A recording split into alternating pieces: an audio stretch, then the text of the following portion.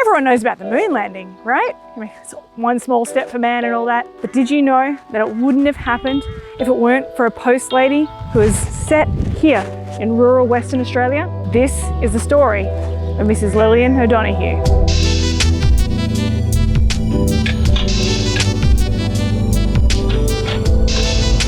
The tale starts in 1964. NASA, the company that's involved in the rockets and all that, is taking its next step in manned space flights, the Gemini project.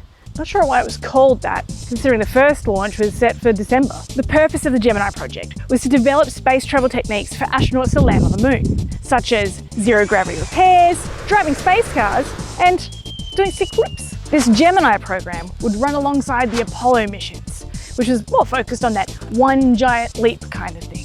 The idea being that these two programs would eventually merge in one glorious middle finger aimed directly at Russia.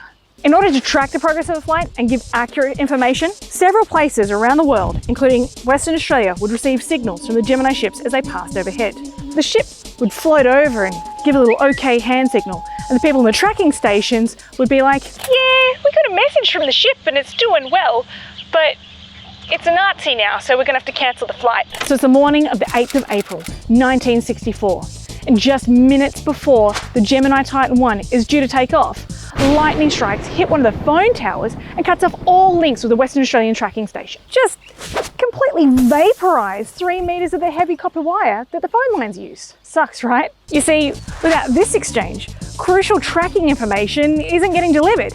And then there's delays and extra attempts, and before you know it, Russia's landed on the moon, and we're all left saluting a picture of shirtless Putin on a bear.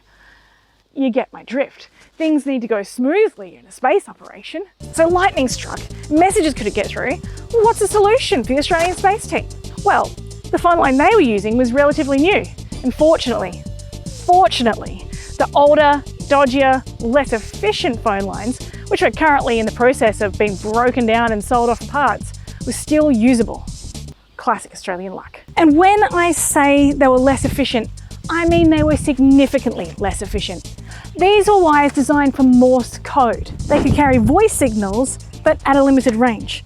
This meant that where the original circuit could call from Carnarvon to Mullawa to Perth to Adelaide to Maryland, where the rockets are, this new old phone line wasn't as strong. It would have to connect from Carnarvon to Hamlin Pool to Northampton to Mullawa, and then on to Perth, and so on. And in those connections, you need a person at each point relaying the message.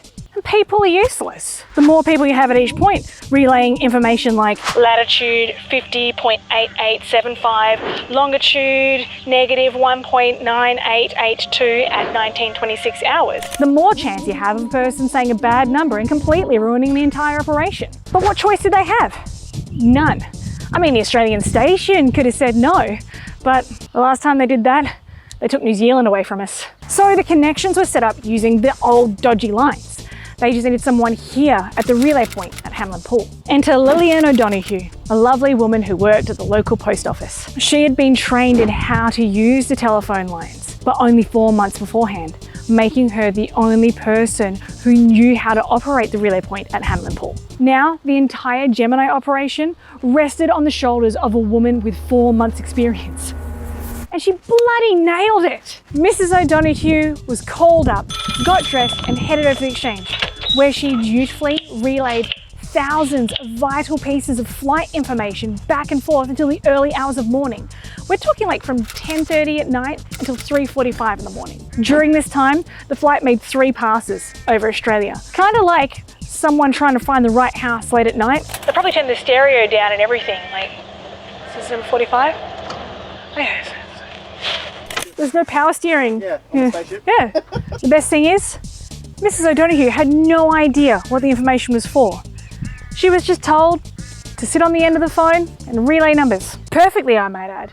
She didn't make a single mistake. Not bad for someone with 4 months' experience. When she was told about it, her response was, "So that's what it was all about. I had no idea. All I knew was that I was asked by the Postmaster General to relay information because of the storm between Mullawa and Carnarvon."